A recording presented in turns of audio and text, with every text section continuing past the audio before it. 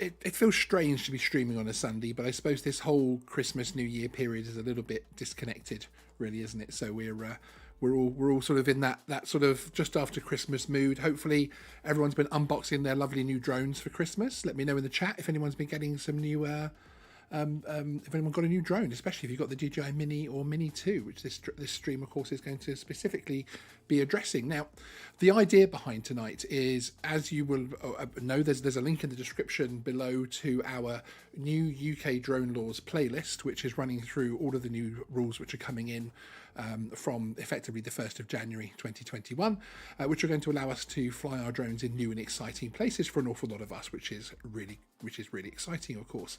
Now, tonight we're going to be focusing on the Mini because I've had a lot of requests either through comments, email, Facebook, Messenger, that type of thing. People asking, can we just have a little bit of clarity on the Mini and Mini 2? Just a little bit of video to focus on it. So I thought I would do a very quick live stream this evening, and then this can obviously be added to that playlist for everybody to enjoy. Just very quickly, I want to say hello to a few people who have joined us in the chat. Thank you very much for joining us. Techni Trendy was the first in the chat tonight. Hi, good to see you. MB Moore, John Coopy, Billy George Price Sprackland. Hi, thanks again for becoming a member, Billy George. Drone Shots, good to see you as well. Welshlad 52, hello sir. Lots of the usual faces in there, some new ones as well. Dave Q, hi. Unwell Gaming, and Unwell Gaming, congrats on passing your A2 CFC. That's absolutely fantastic news. Really exciting, and I hope you get to enjoy that fully come the new year with whatever drone you're flying. Remind me what drone you are flying. Lots of people there saying they did get a new drone, which is exciting, and a few people saying the Mini 2 as well, which is helpful, isn't it? So on today's show, we're going to be running through a few things. This sounds like a long list of things, but actually a lot of these are fairly quick fire. We're going to look at the safety, a reminder on which apps which are good to use, look at registration, the core rules for flying your Mini 2, airspace restrictions, takeoff weight reminders, using the Mini 2 for work, looking at the A2 CFC, which again, Unwell Gaming passed, well done sir, and whether that can impact your DJI Mini, Mini 2, sub 250 category, the separation from people, how close can you fly your Mini 2 to people, and overall look at where you can fly your Mini 2 as well. We are also going to be putting a Q&A at the end there as well, so if there's any specific questions anybody has, please do tag me at Geeksvana in the chat, and we will try to come back to those. So as I said, I hope everybody is enjoying the stream so far. We'll have a little message from Lib first, shall we? We just want to say a huge thank you for your participation. We absolutely love to see you get involved. So the only things left to do now are to sit back, relax, have you got your munchies? And enjoy the show. Yeah, thank you, Lib. Daniel Quintrell, thank you very much for the £5 super chat. Good evening, Sean. Please can you say hello to my children who are watching with me, Tiberius and Temperance.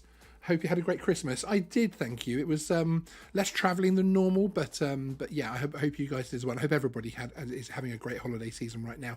So yes, hi Tiberius and hi Temperance. I hope you're being good. So we're going to start off with safety. Now, I'm starting here because for the first time in the history of the hobby, frankly, the history of the drone hobby, let me sort my headphones out here, we're able to fly in some pretty exciting areas, especially in the sub 250 gram drone class, which is very exciting.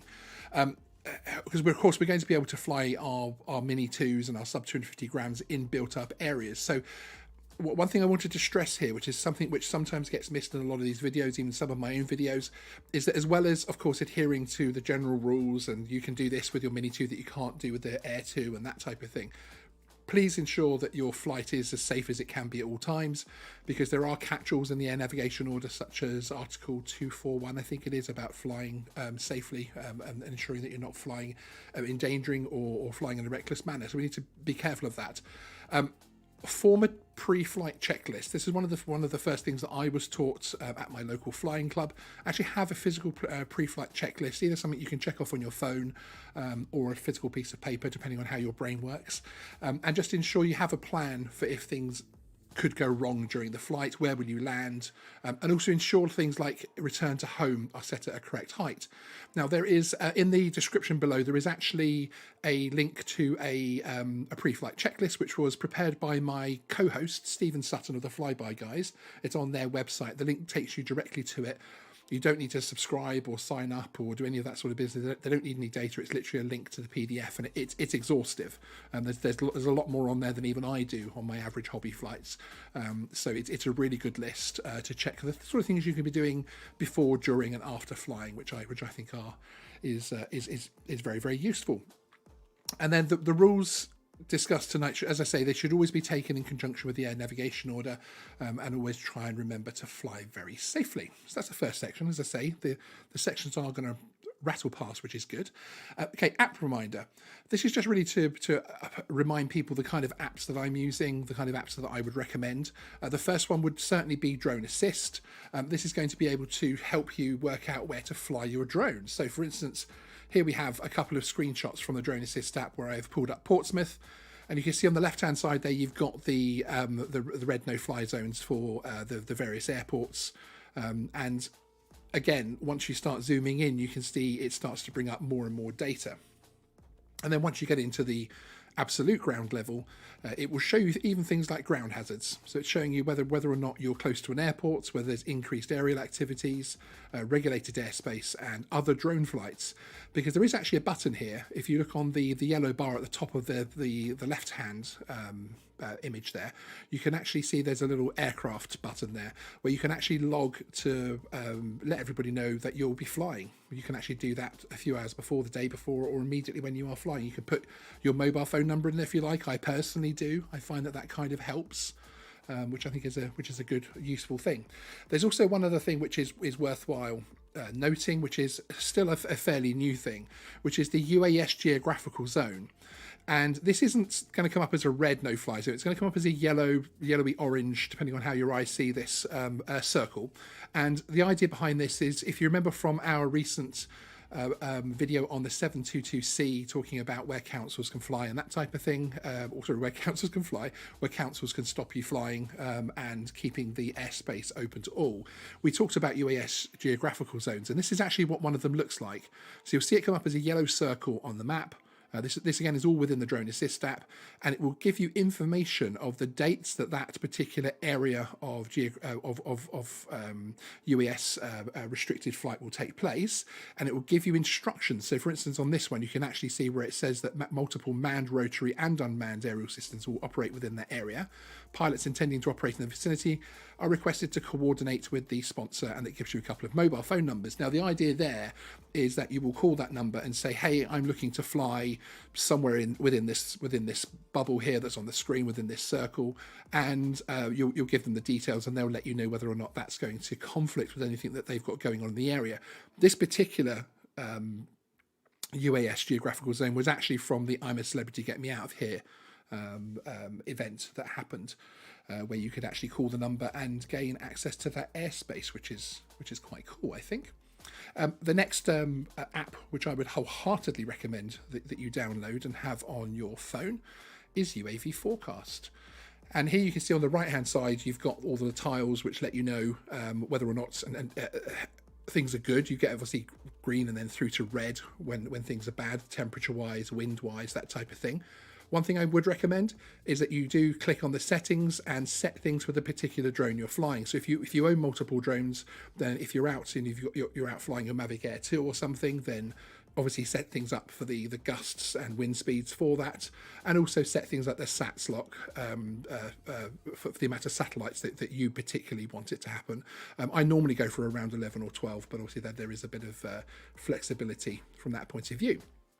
So yeah, so those are two very, very good apps, which I think will help an awful lot. One other area which I think is of interest, now there isn't personally would stick with the website, is the CAA Skywise website.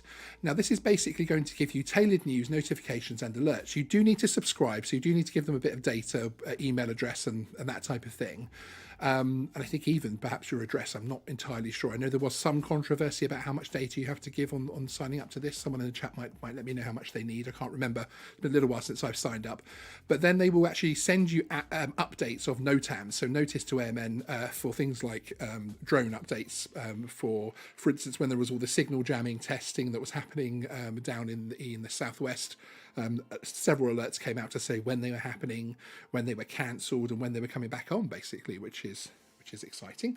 And I find those very interesting because I'm signed up to a couple of the others as well, so you can find out what's generally happening in the airspace that you like to, that we all like to share, of course, which I think is quite important.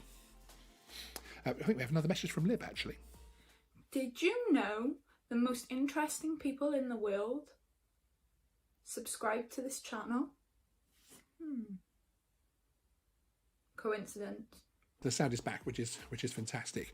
Okay, moving on to the next part, the core rules. So we need to remember that as well as getting excited about being able to fly in congested areas, built up areas, that type of thing, which we will come on to specifically, we need to remember that there are some core rules. The Mini 2 is not some kind of outlaw drone. It still has to stick to all of the rules and regulations.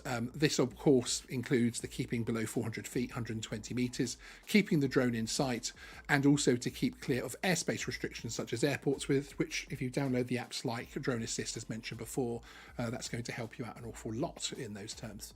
Now, I did actually make a video previously on how to hand catch your DJI Mavic Mini. It was with the first Mavic Mini, but of course it still applies for the Mini 2. I'm just going to play out a very short clip from that video. There is, if you want to see the full video, there is a link in the description. The switch, kill the lights. Oh, wasted. City lights are shining so bright. Okay, so first up, let's have a look at the way to hold the Mavic Mini itself. As you can see, I'm holding, where you see the ultralight 249 gram sticker, I'm basically keeping my fingers and thumbs below that crease, which means you're going to stay well away from the area where the props are moving, and also keep it as far forward on the body as you possibly can for exactly the same reason.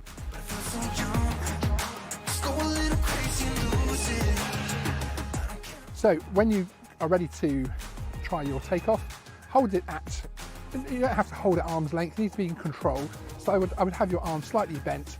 Now remember not to hold it pointing back towards you don't want it pointing back towards your face, or indeed away from you too much, because again you don't want it taking off and taking a flight of its own. Try and keep it as really as steady as possible. Whenever you're ready, hold the Mavic Mini exactly as I was showing you, then of course you're going to need to hold the controller slightly awkwardly, but press the takeoff button and have your thumb ready over the takeoff mechanism.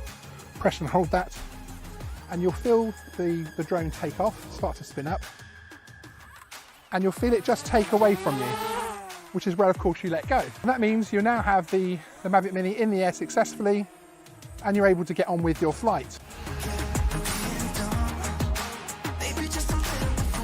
Now when we're looking at landing the aircraft, it's really more of a hand land than a hand catch. If you notice, obviously with the sensors here, she's wanting to pull away from me because of course it's wanting to stay airborne. So there's no point getting in there and grabbing and pulling away at it. There it goes again, trying to pull away from me. So what you do is you get it to a reasonable height, put your hand under just outside of where the sensors are, and then pull down on the left-hand stick of the controller. You'll get the landing message, and she'll just land comfortably in your hand. As you feel it touch your hand, bring your fingers in to clasp the drone to keep it nice and secure.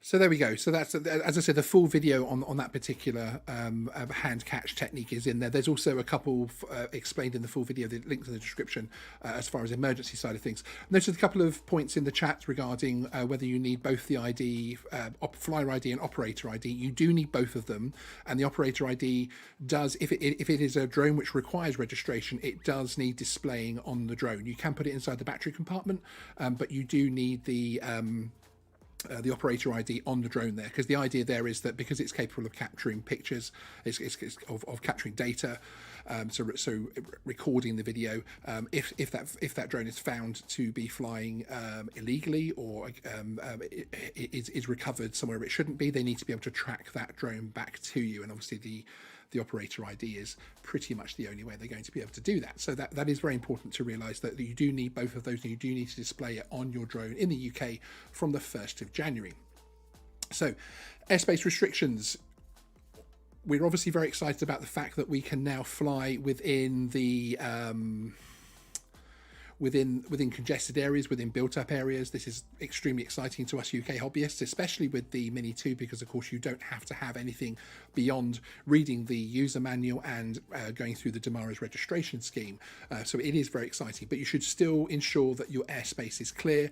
So obviously Class G and Class D airspace can work, but just make sure, again, you do stay away from the airports and check things like the geographical Uas Geographical Zones on things like the Drone Assist app. Very, very important to do that. I cannot stress enough actually how much I do use the Drone Assist app when I'm planning my my flights. So again, I would recommend that. Takeoff weight. This is just a quick note for people that are flying the Mini or Mini 2. It obviously gives you there's so many accessories out there now for it, which is incredible. And the Mini 1 in particular is just under the 250 mark. There's a few more grams there with the Mini 2. I think it's about 241, 242 when it's been forensically measured. But remember that adding anything to the drone, such as wraps, ND filters, landing gears, or these little gimbal guards that I'm seeing a lot on Facebook now, which you know can be a good idea if the drone crashes, will push the weight up. So keep an eye on this. Look at the manufacturer weight on any accessory and add it to the weight of the drone and any other accessories fitted. So if you've already got a wrap and you've got an ND filter on there, then you put some landing gear, you're more than likely going to be pushing the drone above the 250. And you have to remember that with the ongoing exemption for the sub 250 gram route, drones, it's on takeoff weight, so you have to watch what that takeoff weight is as far as being able to fly it within the congested areas. Now we will be talking in a moment about the A2CFC, which will help you from that point of view should you wish to fly your Mini 2 or a slightly larger drone in the congested areas. Now, as far as using your Mini 2 for work, there's a link in the description which will take you through to a list of PDF documents with this, which the CAA have very kindly released this time. Obviously, with the registration coming in last time, it was a bit of sort of, here's registration. I hope you guys sorted it out. But this time, with the new regulations coming in, they have come forward with a raft of documents to be able to help us. And there is actually a link in the description to that. Now, we did do a live stream on Thursday, just before Christmas, where we went through all of the UK drone rules. That's in the UK drone laws playlist, which is in the description. But this is one which people have asked about. Yes, you can, yes, you can use it for work for commercial purposes. From the 31st of December 2020, the rules for flying drones will be the same in the UK as in European states, and it basically means that you are going to be able to. It's all about the risk and the type of flight you are doing, rather than why you're actually doing that flight. One thing I would stress though, which is at the bottom of all of these documents, which is do make sure that you are correctly insured.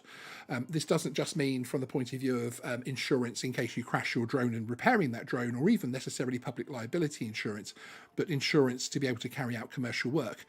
Now, once these rules are in place as of the 1st of January, we're in contact with a number of the large insurance companies, the specialist drone insurance companies, and we'll be bringing you a video explaining the different products that are available and whether or not there's any pros and cons of being able to do commercial work purely as a hobbyist, or whether, and I would expect once you've got the A2CFC, then the cost will probably come down a bit. You've got to weigh that up with the cost of taking the course, etc., and that type of thing. So moving on to the next one, which is actually the A2CFC and the impact on the Mini 2. So you do not need the A2CFC to be able to fly the Mini 2 in congested built-up areas at minimal distance from people, etc.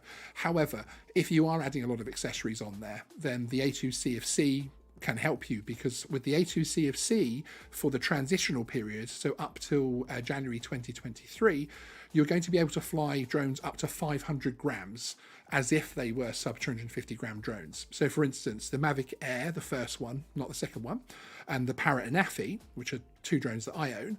I love flying the Parrot and Affy, which is a 4K drone. And you're going to be able to fly both of those as if they were Mini 2s, essentially, if you hold an A2CFC, which I think is personally very, very exciting. Peter Campbell, thank you very much for joining the Drone Club, becoming a channel member. I really appreciate that. I will just drop the link in the chat in case anybody else wants to find out about becoming a channel member. There's lots of behind the scenes bits and pieces, and we actually have a regular podcast with special guests on there as well. So yes, so moving on to separation from people, and this obviously is an important one. It's no longer focusing on how close you are to buildings and that type of thing. Under the new rules, there's going to be no set separation from peoples in buildings.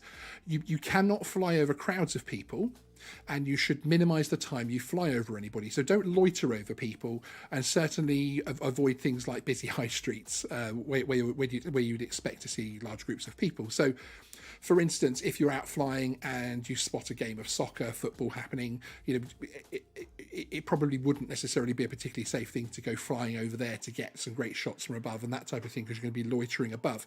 And really what you need to look at is, and keep in mind, is something they talk about in manned aviation when they're flying over any kind of people and populations, which is they try to keep things so that if there is an incident, they're able to clear that zone before the aircraft has to touch down, either at an airport or obviously under emergency circumstances. And I would keep that in mind as well, because obviously if a drone is hovering above a crowd of people and there is a problem, it's just going to come straight down. Whereas if you're flying across getting a sweeping shot, then if there is a problem, then hopefully it's going to land somewhere where there aren't people. So keep in mind that a safe flight, therefore, with your Mini 2 in the town centre in a congested area is a fluid term about how many people are around. So a flight within, as I was saying, a busy football area, a footfall area, might be safer earlier in the day when no one's around, but might well be very unsafe at peak hours. So assess as you go. There is an element of common sense to it, frankly. And then, where to fly your Mavic Mini. So, taking everything we've talked about in this video, we need to take a look at how to assess the flight area. So, assess where the drone will fly. This is, again, before you actually take off. Will it stay within line of sight? So are there buildings around you? Are there trees around you, etc.? Is it going to be difficult to keep that drone in sight to get the footage that you want to get? Are there a lot of people?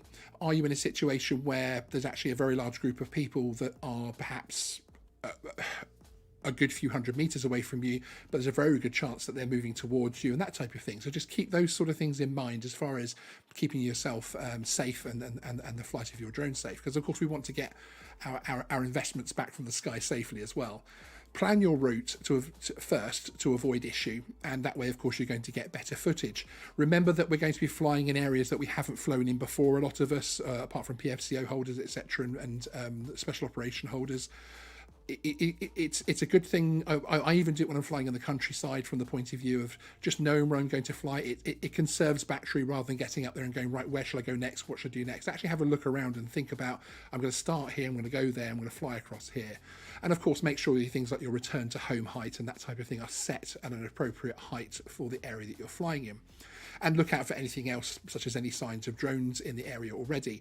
One of the things I think we should also look out for when we are flying is where local helipads are, that type of thing. So hospitals, especially, so that we can keep an ear out. If we do hear any helicopters coming, there's a chance that they could be coming in at a lower height than normal, being an emergency services helicopter coming in to land at a hospital and that type of thing.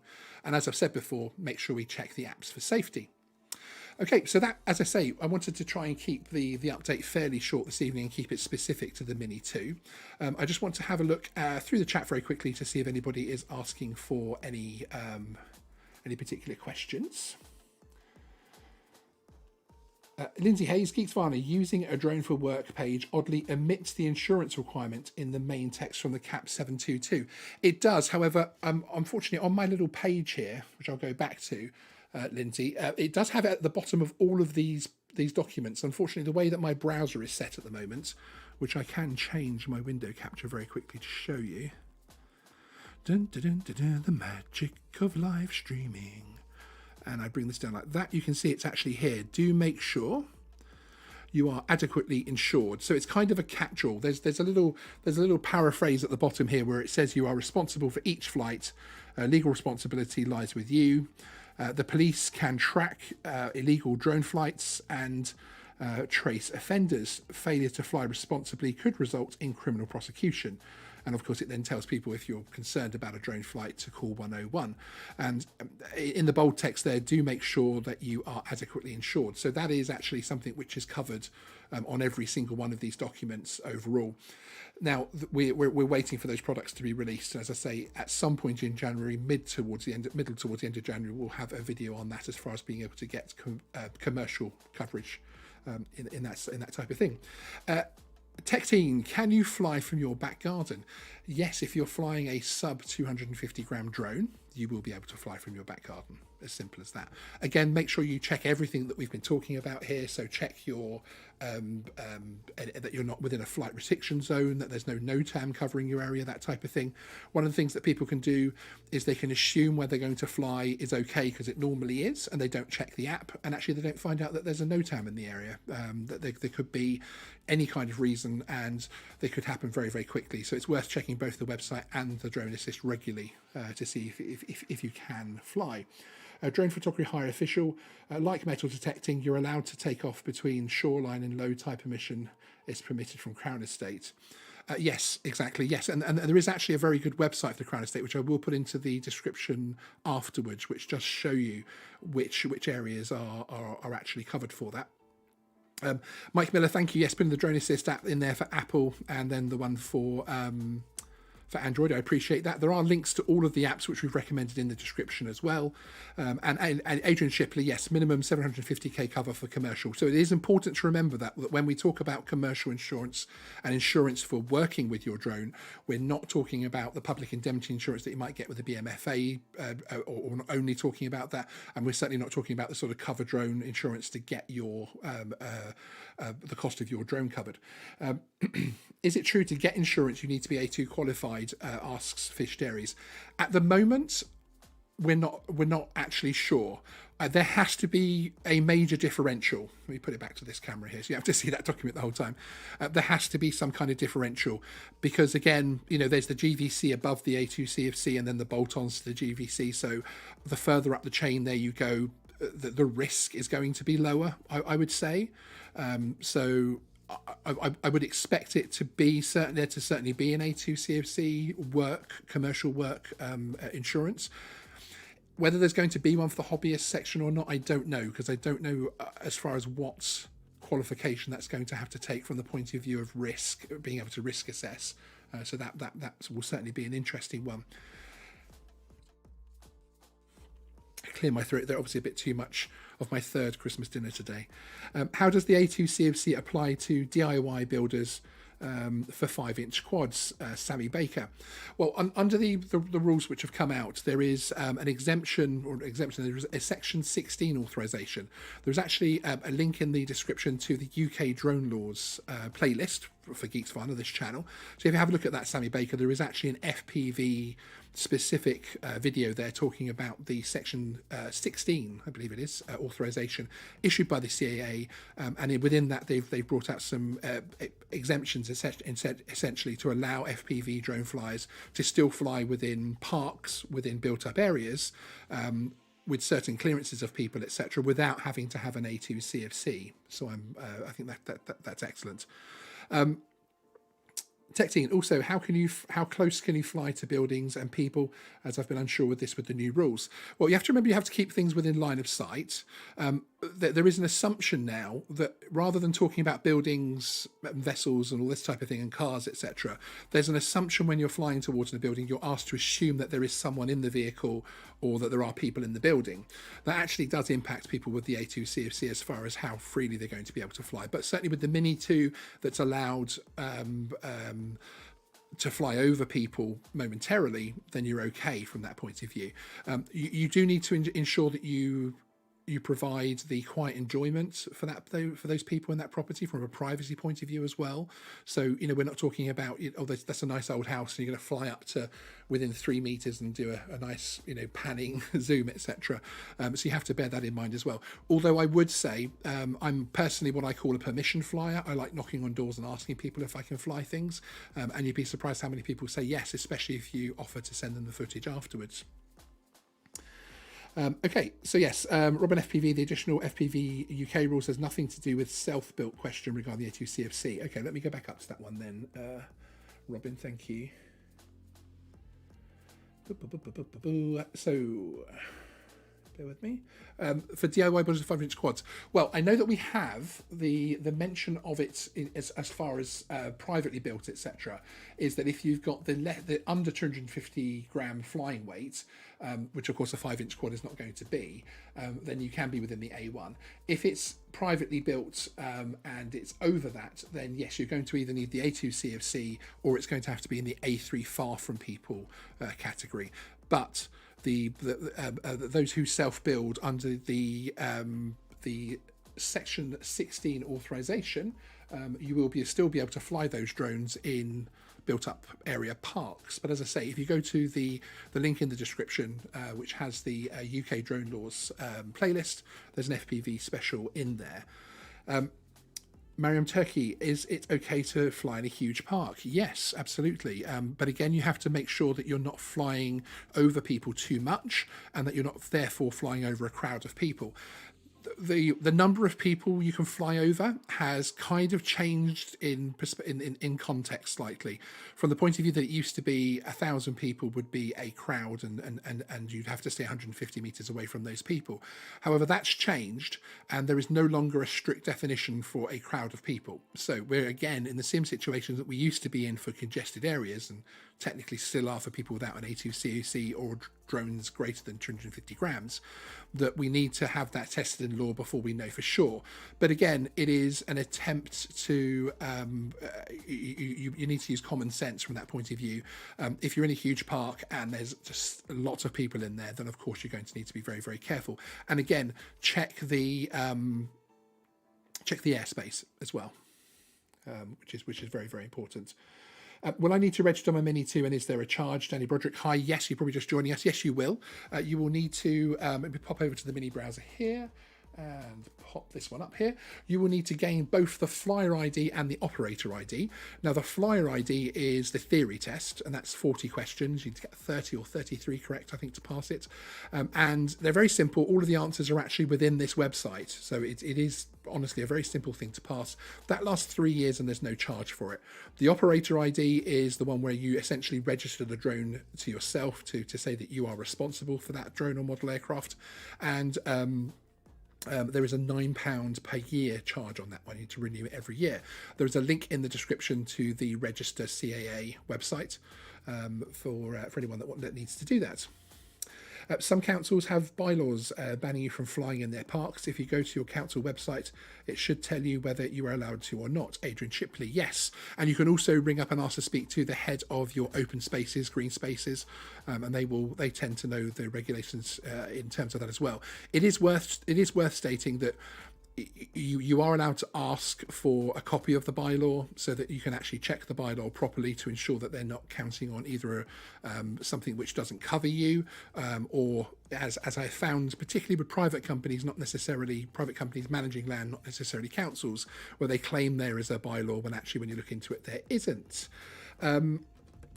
Billy George, Price Sprackland, hello sir. What will have my op ID since the new EASA rules? The prefix changes. I used to have a certain type of sticker. Do we know what sticker we need now? Yes, it's going to change to the is it 3 letter at the beginning prefix with essentially the same EASA style prefix. So your operator ID will, if it hasn't already changed this year, mine stayed the same actually, but if it doesn't change this year when you renew, then actually the next time you do it, it will change to the new one. So again, it's good to have it on there as a sticker rather than indelible ink or anything. It helps when you come to sell it as well, of course. I hope that helps. With bylaws, they don't stop you flying over, but only taking off and landing, doesn't it, Billy George? Yes, most of them. There are some in terms of special protected land where the bylaws also count about the aircraft flying over, but you tend to find the authorities that have that in place are very public about it. So it's very, very simple information to get that. Okay, and Adrian Shipley, true, but maybe draw their attention to the CAA Cap 722C. Yes, indeed. Yes, again, that is actually linked in this. The link of these, as I'll show you here on the Mini browser, to all of these documents is actually in the description below, and there's everything here from Cap 722 all through to 722C, and all of the forms which I've gone through tonight, and also on our special live show on Thursday, which I would recommend going back and having a look at.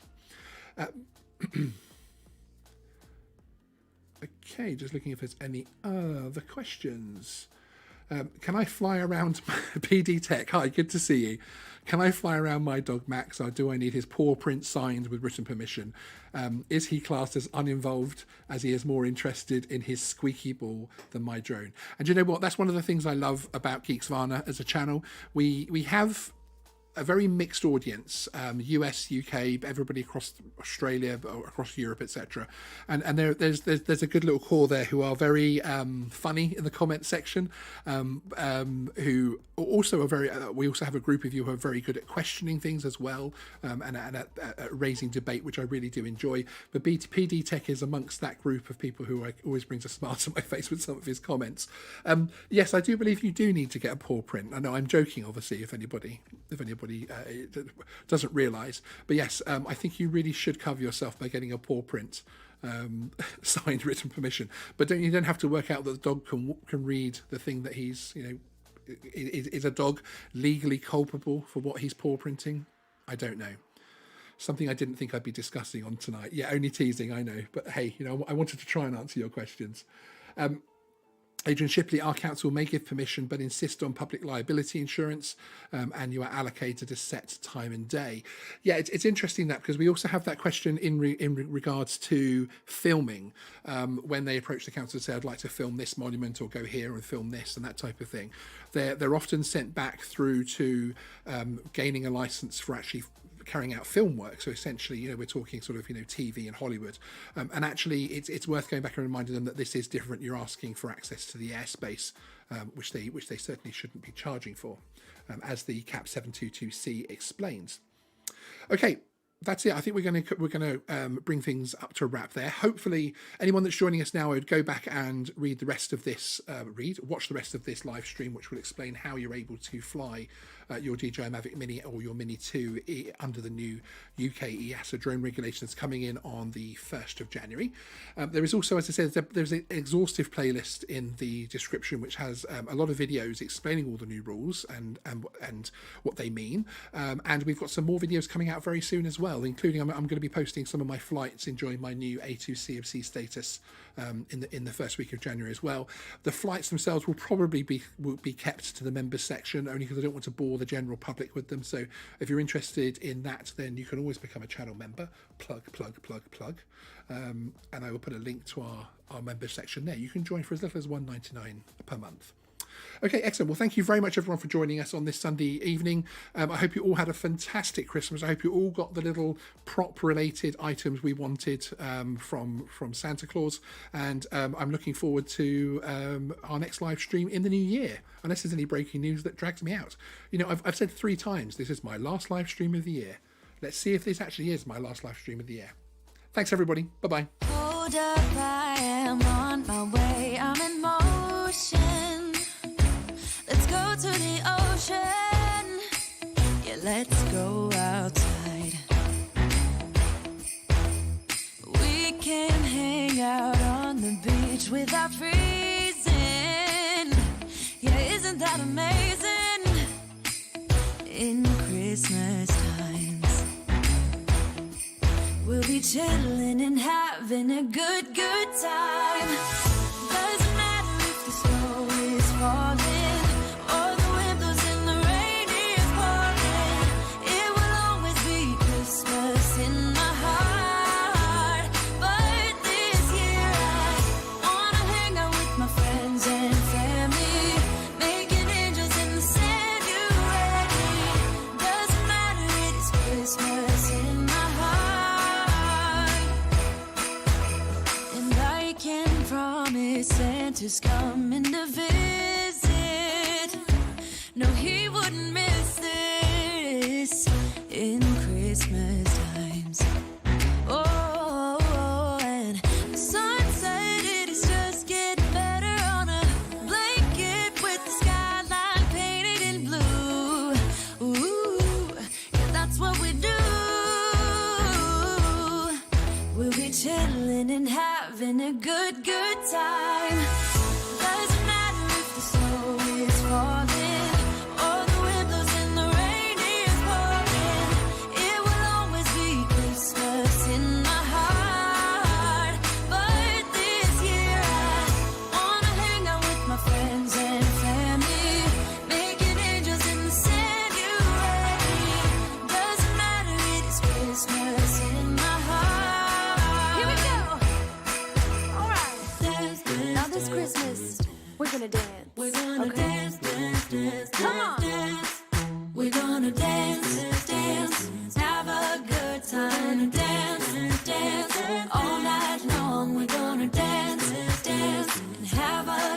time. I think Santa's gonna come and join us in this song. Hey,